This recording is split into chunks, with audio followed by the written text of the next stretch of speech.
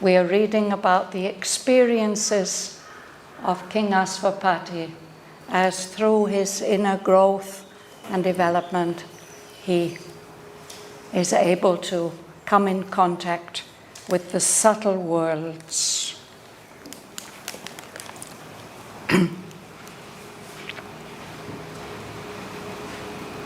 An aspect of the unknown reality altered the meaning of the cosmic scene.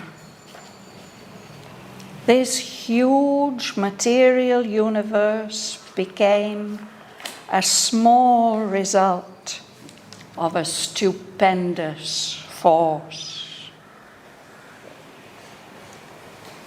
overtaking the moment. The eternal ray illumined that which never yet was made. Thought lay down in a mighty voicelessness. The toiling thinker widened and grew still. Wisdom transcendent touched his quivering heart. His soul could sail beyond thought's luminous bar. Mind screened no more the shoreless infinite.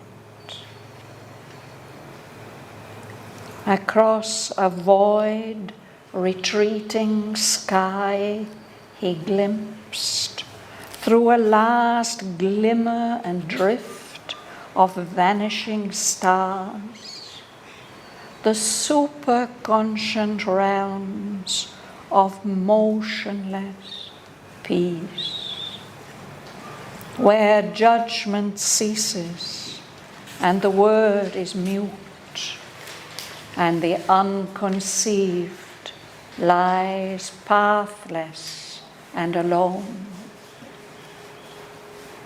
There came not form or any mounting voice. There only were silence and the absolute.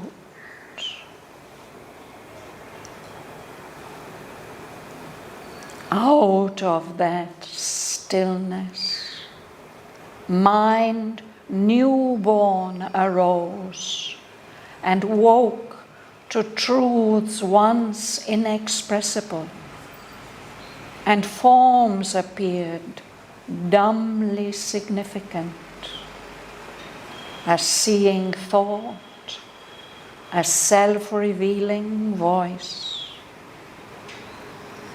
He knew the source from which his spirit came. Movement was married to the immobile vast. He plunged his roots into the infinite. He based his life upon eternity.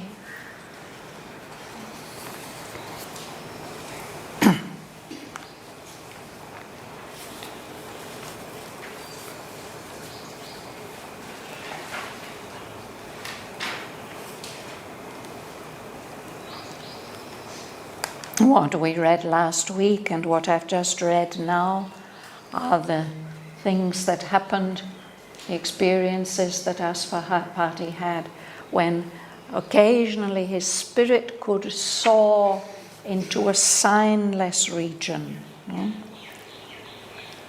packed with the deep contents of formlessness. So there his soul stood free, a witness and a king, and he's no longer absorbed in the flow of time.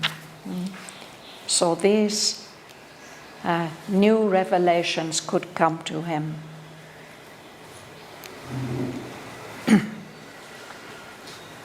You would read, Bhavana? Yes. An aspect of the unknown reality altered the meaning of the cosmic scene. This huge material universe became a small result of a stupendous force, overtaking the moment the eternal ray illumined that which never it was made. Yes. So he revealed to him is an aspect. Aurobindo doesn't describe this aspect itself, the aspect of the unknown reality, but he describes the effect that the revelation of that aspect has upon Asvapati. For him, it altered the meaning of the cosmic scene, of this vast material universe. Its whole meaning changed.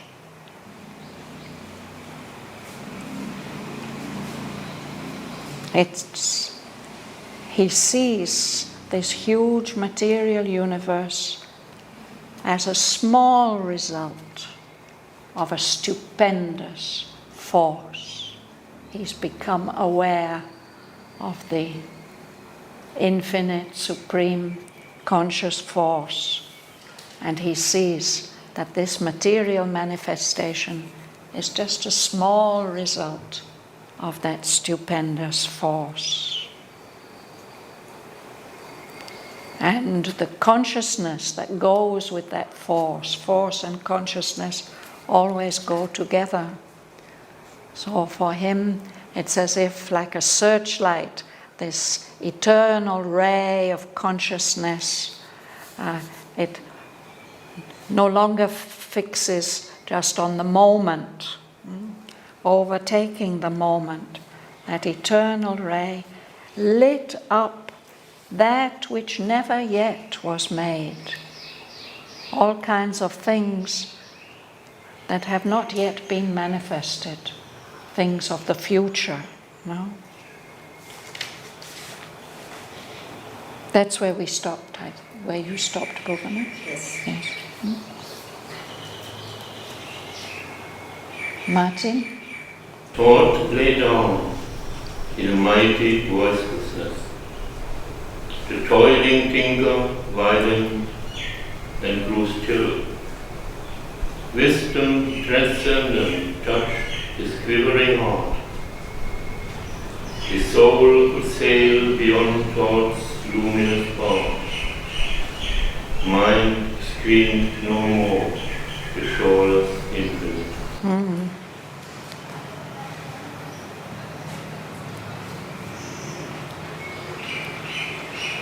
This wonderful experience when the thought just stops, lies down, no more that voice turning in the head. Thought lay down in a mighty voicelessness. And the mind, this toiling thinker, always at work, running like a machine that can't stop. The mind widens and grows still, absolutely calm and silent. Then in that silence, wisdom transcendent, the supreme wisdom, can touch Asvapati's heart. This transcendent wisdom is an aspect of the mother. And his soul, it's as if his soul has been like a ship, a small ship in a harbor. And it's able to move out from the harbor. The bar, it's the mouth of the harbor.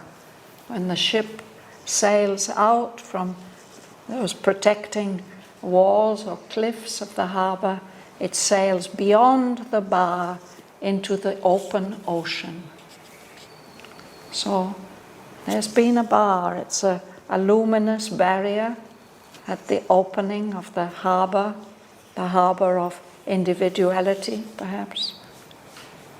Now his soul could sail out beyond that bar, out into the limitless ocean.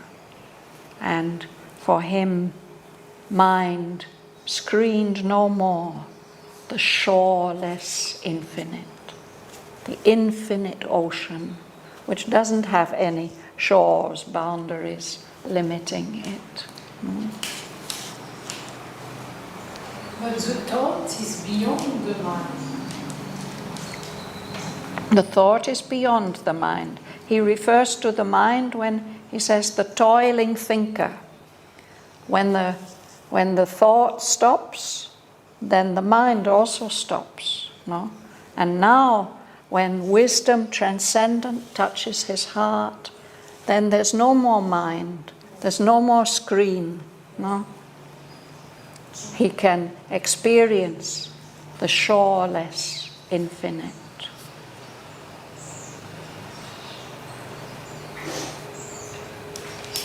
The mind is screening here. The mind screen.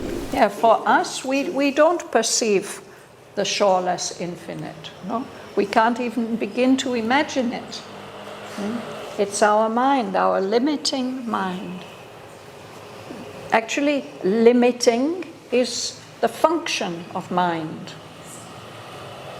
We have to pass beyond mind in order to widen into shoreless knowledge. Our mind,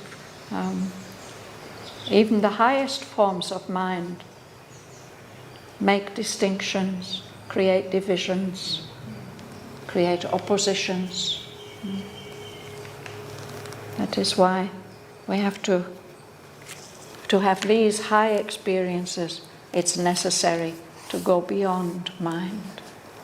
So for him, the mind has become absolutely silent and still. It's no longer presenting any screen through which knowledge must pass. He can have a direct perception of the shoreless infinite.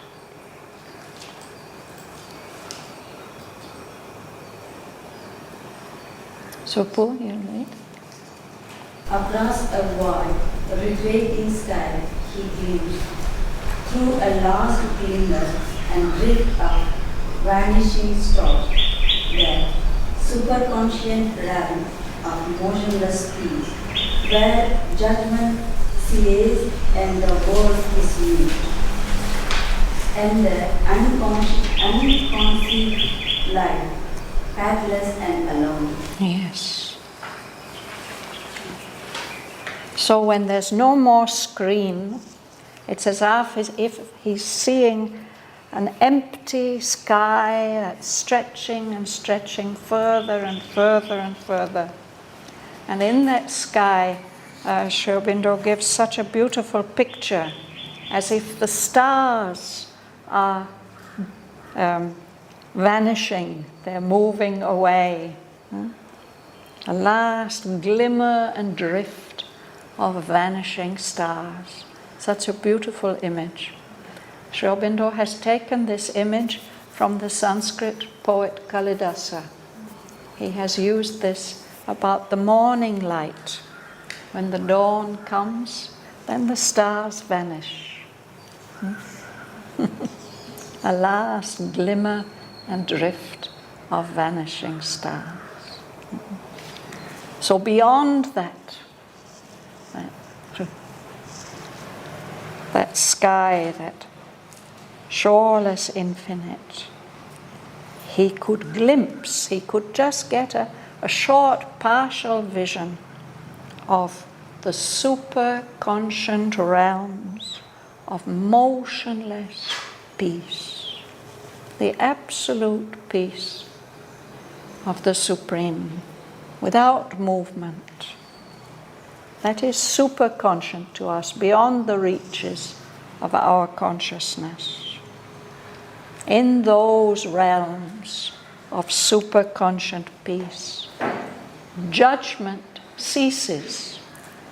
Judgment is an action of the mind. No?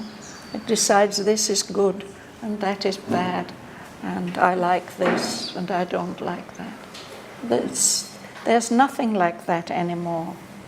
And the word, he doesn't put a capital W and a small w. The speech, the word, is silent. In those realms of superconscient peace, the unconceived lies pathless and alone. Unconceived, what has never been seized by mind, by conception. And it's with a capital U. This unconceived maybe never will be conceived, never will be grasped by the mind. He gets a glimpse of those superconscient realms of everlasting, of, motionless peace. Chandra. There came not cloud or any mountain noise. There only were silence and the absolute. Or out of that stillness mind, billboard arose and walked through truths once inexpressible, and forms appeared doubly significant. The same thought, the self-revealing voice. Yes. So in those realms of motionless peace, there's no form at all. There's no voice coming up, no prayer. It's completely silent. There only were silence, absolute silence. And the absolute. All that we know here in this universe is relative. Everything is relative to everything else. We hardly have the experience of what is absolute.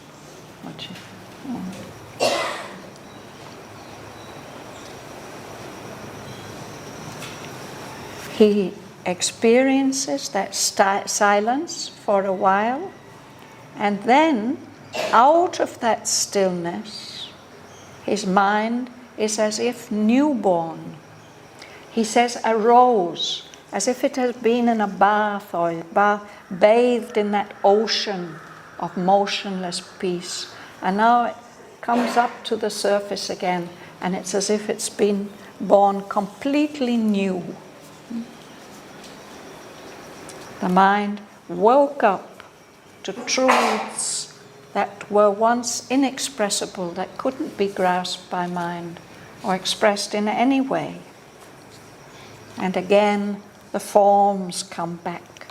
And those forms, they don't speak, but they are full of significance, dumbly significant.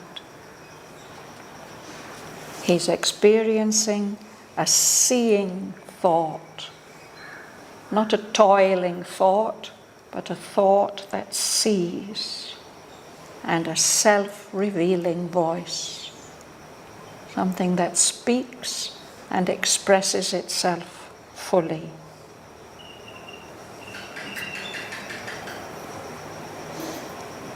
Dhanalakshmi. He knew the source from which his spirit came. Movement was married to the immobile past. He planted his roots into the eternity. He based his life upon eternity. Well, this is obviously a very important experience that he has. He becomes aware of the source from which his spirit has come incarnated here in the material world. And by that knowledge, he sees the connection of all the movement that we experience and ourselves participate in here in the universe, its connection, how it is married, how it's connected to the unmoving vastness which is supporting all this. So like a plant that's put into some very rich soil, he plunged his roots into that infinity. That's where he comes from. That's where he draws his nourishment from. He based his life upon eternity. He knows that's the basis, and he will live on that basis. A very great realization.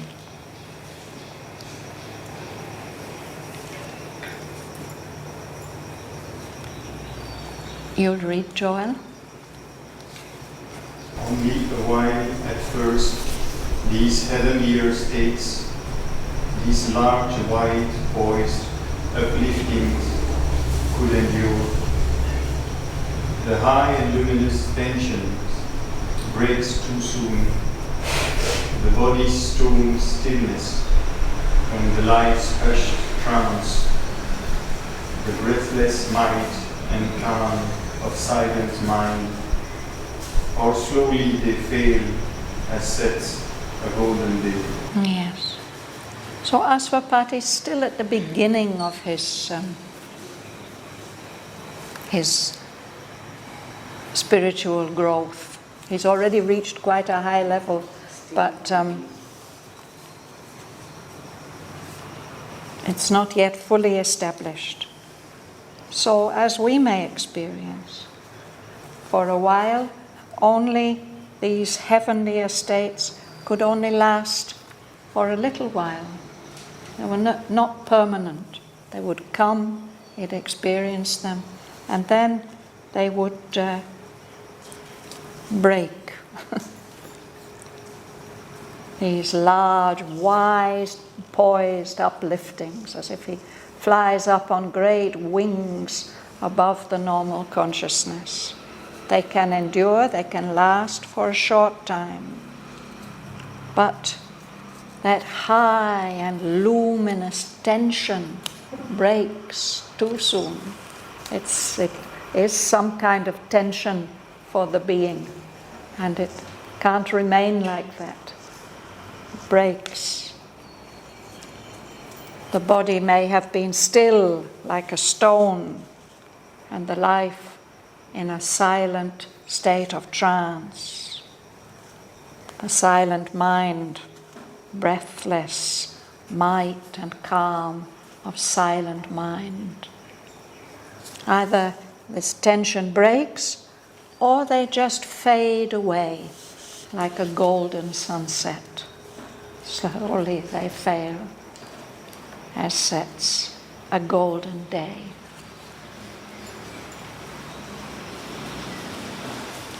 Perhaps we can have an experience like this in the Matrimandiya chamber.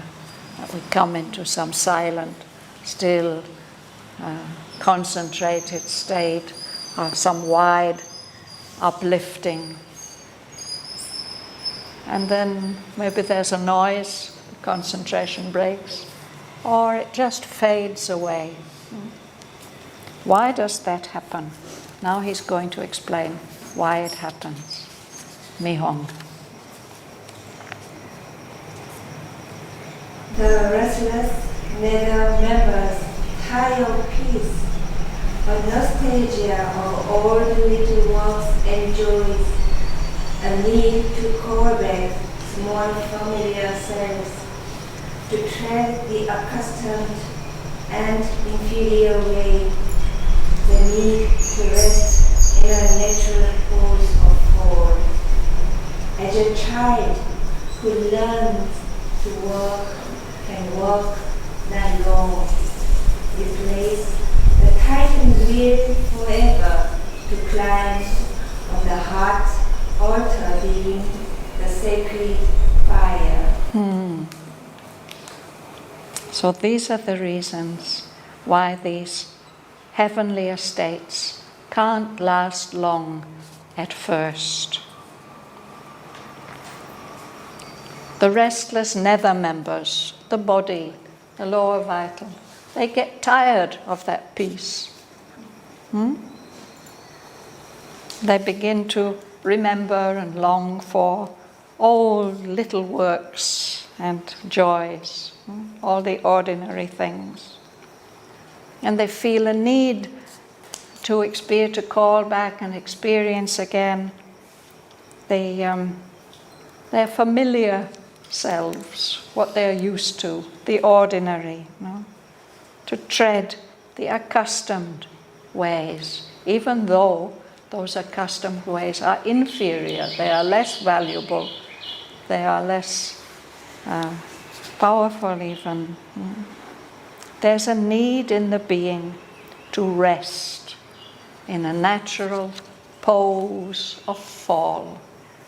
All of us experience this every 24 hours. There comes a time when we need to lie down and rest. And this is like a little child who, when he's learning to walk, he can't walk for long, no? So all those things, those needs of the restless nether members, they replace that Titan will to forever climb, to go on. King Aswapati has a very, very powerful will and a very, very powerful flame of aspiration. But it can't sustain itself because there are other parts of the being. So that Titan will forever to climb gets replaced by this need to rest. And on the altar of the heart, that flame, sacred flame, dies down.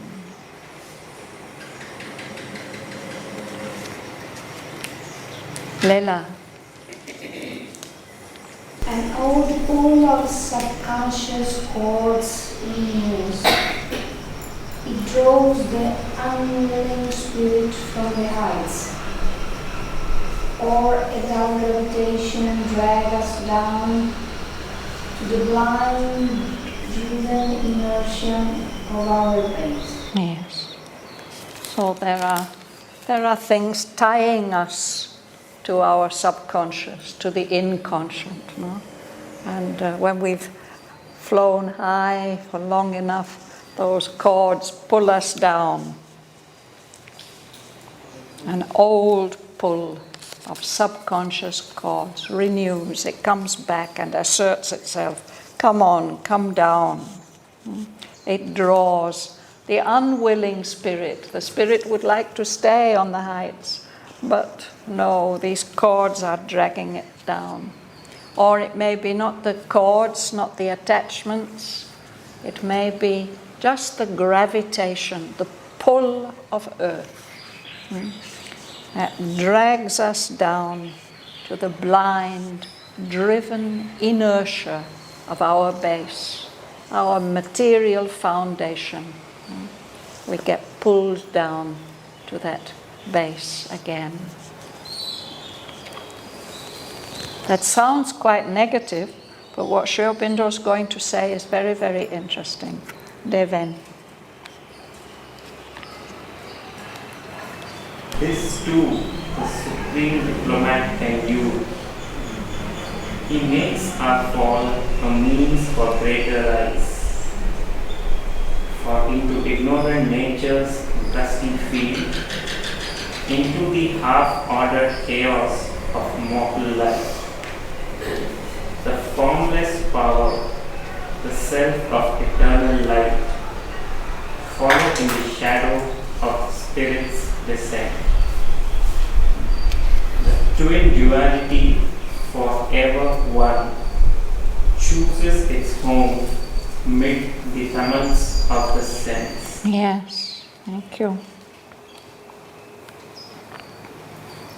So this has to happen until the being has been totally transformed. But the supreme diplomat, the Lord, he makes use of all circumstances. That's what diplomats have to do. He makes our fall a means for greater rise. a way to help us to rise higher. And Aurobindo explains how it happens.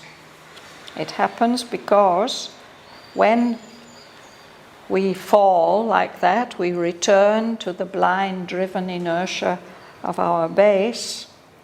The formless power, the self of eternal light from the higher levels, it follows, it comes down in the shadow of the Spirit's descent.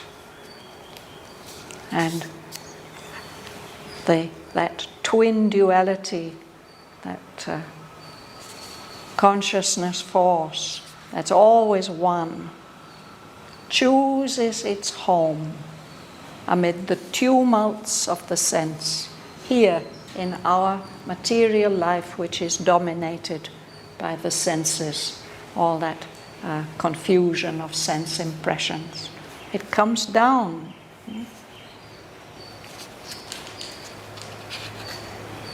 Kamala. He comes unseen into our darker parts, and curtained by the darkness does his work. A subtle and all unknowing guest and guide, till they too feel the need and will to change. So this is what is so wonderful. We have these special experiences, we rise higher, we come back to our normal state, but something of those higher experiences comes with it and into our ordinary lower levels and influences them until they too feel the need and the will to change. He's curtained by the darkness of our unconsciousness. He does his work inside us without us noticing that it's happening. But from within, his presence is a subtle and all-knowing guest and guide. He helps us on the way.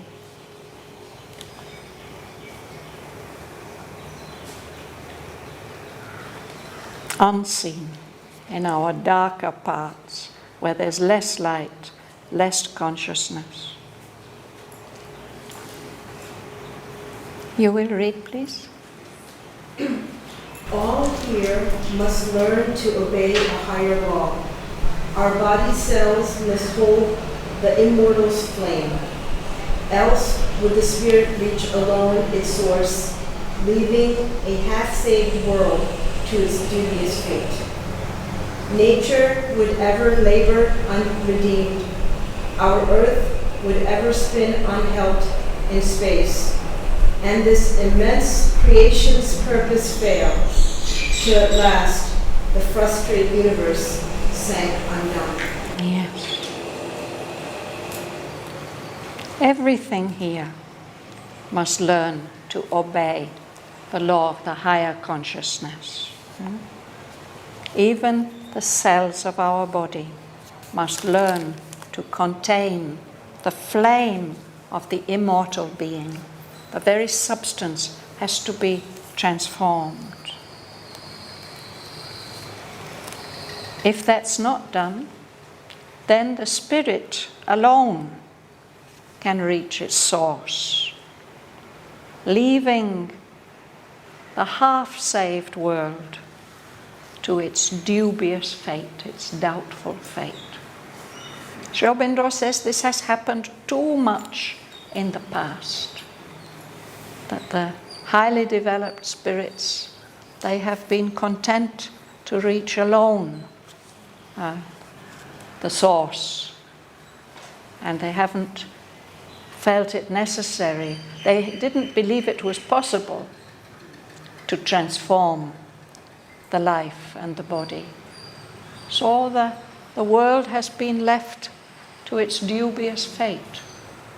So his hope was that more and more spirits, developing spirits, would recognize the need to lift up the lower parts. nature would just go on working. Unredeemed, unsaved, and our earth would ever spin unhelped in space. And then that would mean that the whole purpose of this creation would fail.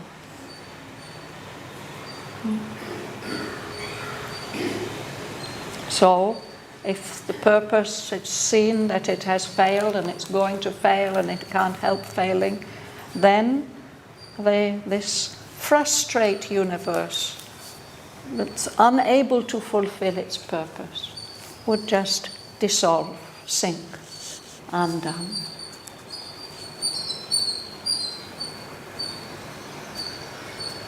The only thing that can prevent that is the transformation of all the parts of the being to the most material.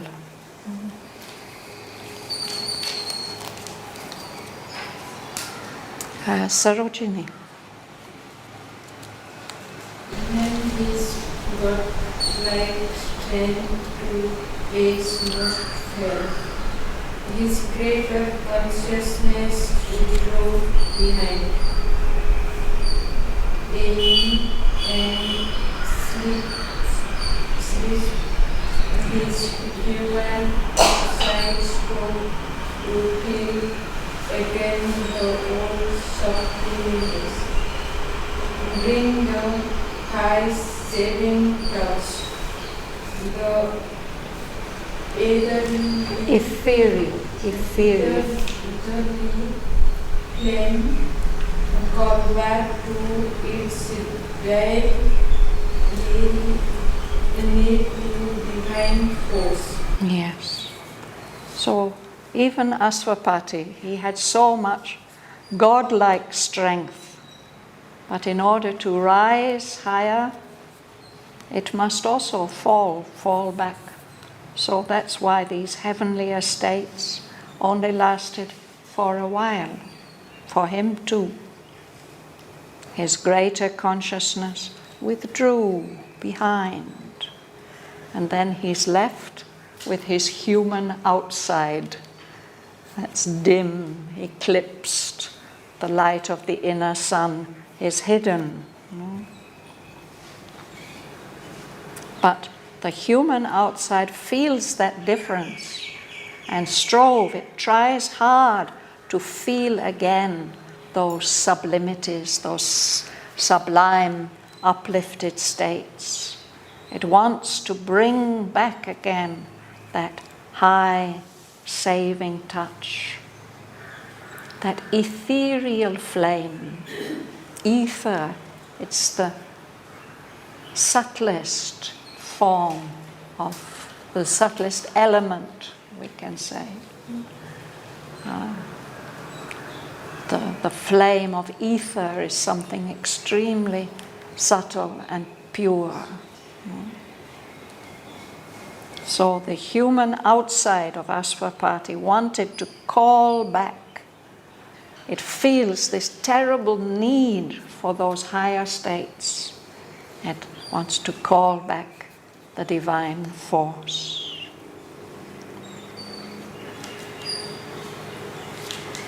Alice. Always the power poured back like sudden rain, or slowly in his breast a presence grew. It clambered back to some remembered height, or soared above the peak from which it fell. So that power always comes back. Sometimes it pours down like golden rain. Or it may be that in his heart, in his breast, he feels that divine presence growing. And his consciousness could, with difficulty, is climbing with difficulty, up to some level which he remembered having reached before. Or sometimes he could just soar up above that place, that level, from which he had fallen down. Ganga Lakshmi. Each time he rose, there was a larger voice. The feeling of an higher spirit ready. So light demanded within the longer space. Yes, space. So each time he rose, there was a poise, a larger poise. A poise is a position which you can hold because you are balanced. No? There was a larger poise. And he could dwell on a higher spirit plane. And the light remained in him for a longer space, a longer time. No? I'll read the next sentence. In this oscillation between earth and heaven, in this ineffable communion's climb, there grew in him, as grows a waxing moon, the glory of the integer of his soul. So through this oscillation is what a pendulum does. It moves backwards and forwards. This is a vertical oscillation between earth and heaven, heaven and earth and heaven. In this oscillation between earth and heaven, that leads to a climb, a mounting up, an ineffable communion's climb. There's some communication going on in him between the lower and the higher. And as a result, within him, like a moon, the moon when it first appears in the month, it's just a thin little crescent, no? And it grows bigger and bigger and bigger. We call this a waxing moon. The moon is growing, then it is waning. So the glory of the integer, the wholeness of his soul, grows like a moon growing to the full. You want to ask something? Yes. I would like to know when Aurobindo, when Ashapati, has this experience, is it something that his soul is experiencing, or is it an impersonal? Sorry? Is it personal, or is it an impersonal movement? These oscillations and these, as you say, the vertical movement. Well, Aurobindo says actually these two things always go together. He says the personal and the impersonal are like the two wings of our ascent. We are always both. No, there's the personal, the individualized, but that is connected with something universal. But I think what is being described here is something, this is an individual experience. That's why Aurobindo speaks about the integer of his soul. This is the growth of the inner being, which Aurobindo tells us is essential for our progress. But perhaps some of those higher states that he comes in contact with, these are impersonal, much vaster.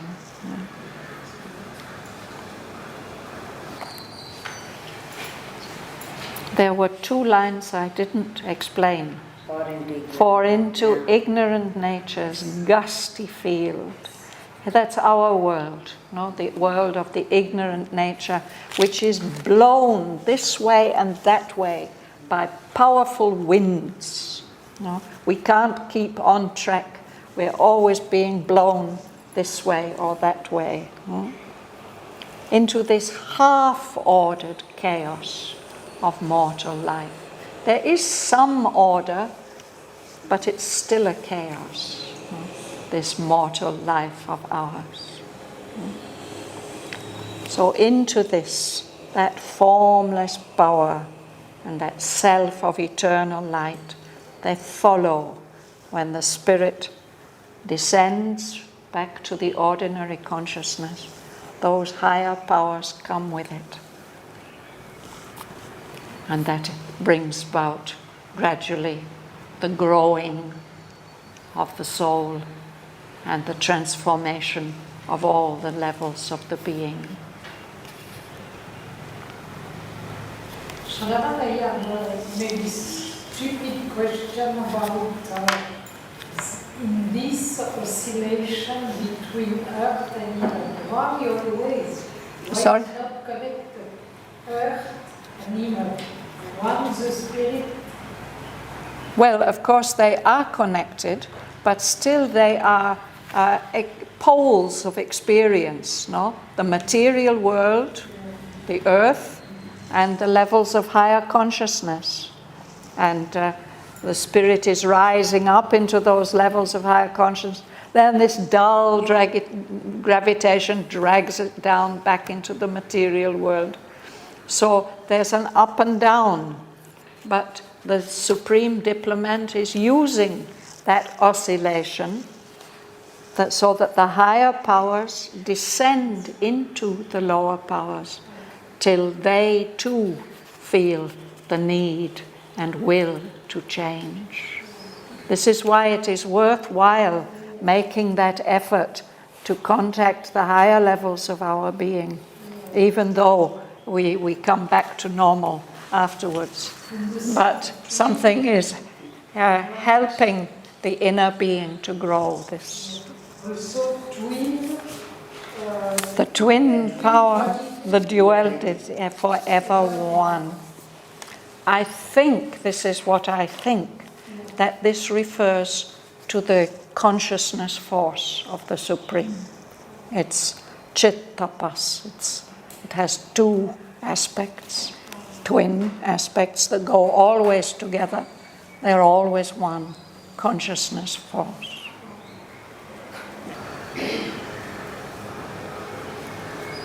I think we'll stop there for today.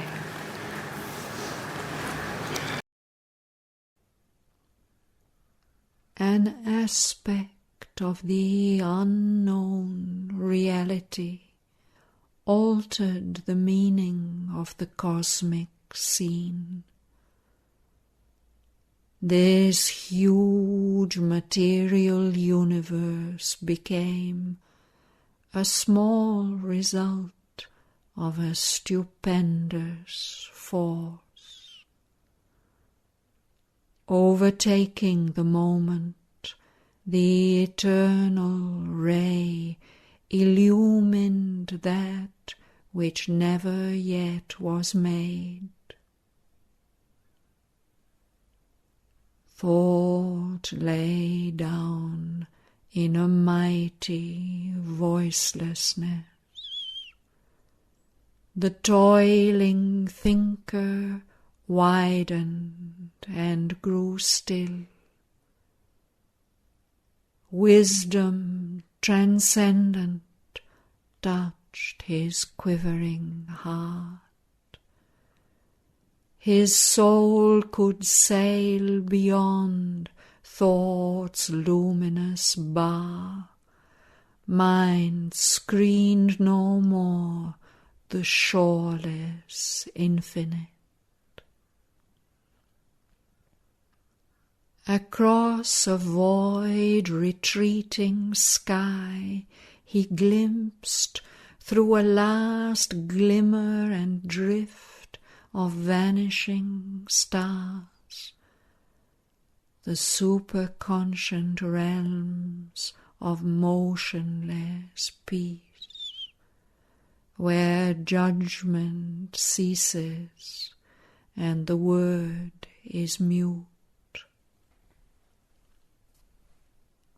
and the unconceived lies pathless and alone. There came not form or any mounting voice. There only were silence and the Absolute.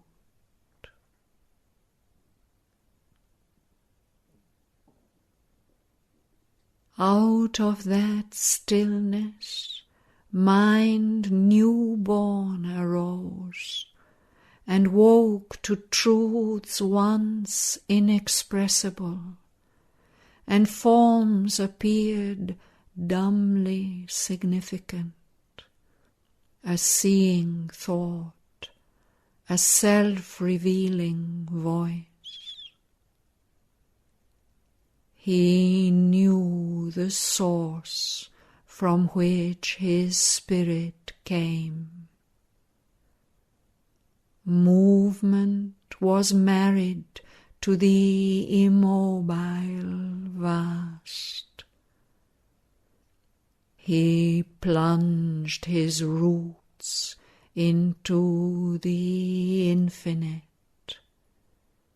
He based his life upon eternity. Only a while at first these heavenlier states, these large, wide, poised upliftings could endure. The high and luminous tension breaks too soon, the body's stone stillness and the life's hushed trance, the breathless might and calm of silent mind. Or slowly they fail as sets a golden day. The restless nether members tire of peace, a nostalgia of old little works and joys, a need to call back small familiar selves, to tread the accustomed and inferior way, the need to rest in a natural pose of fall. As a child who learns to walk can walk not long, replace the Titan will forever to climb. On the heart's altar dim the sacred fire. An old pull of subconscious chords renews.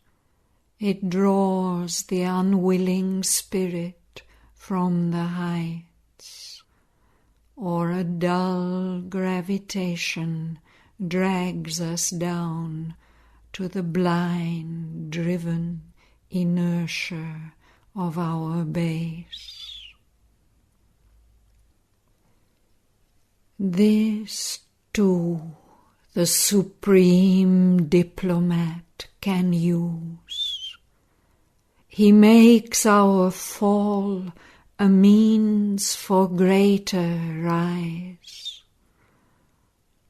For into ignorant nature's gusty field, into the half-ordered chaos of mortal life, the formless power, the self of eternal light, follow in the shadow of the Spirit's descent. The twin duality, forever one, chooses its home mid the tumults of the sense. He comes unseen into our darker paths, and curtained by the darkness does his work, a subtle and all-knowing guest and guide, till they too feel the need and will to change. All here must learn to obey a higher law. Our body's cells must hold the immortal's flame. Else would the spirit reach alone its source, leaving a half-saved world to its dubious fate. Nature would ever labor unredeemed. Our earth would ever spin unhelped in space, and this immense creation's purpose fail, till at last the frustrate universe sank undone. Even his godlike strength to rise must fall. His greater consciousness withdrew behind. Dim and eclipsed, his human outside strove to feel again the old sublimities, bring the high saving touch, the ethereal flame, call back to its dire need the divine force. Always the power poured back like sudden rain, or slowly in his breast a presence grew. It clambered back to some remembered height, or soared above the peak from which it fell. Each time he rose, there was a larger poise, a dwelling on a higher spirit plane. The light remained in him a longer space. In this oscillation between earth and heaven, in this ineffable communion's climb, there grew in him, as grows a waxing moon, the glory of the integer of his soul.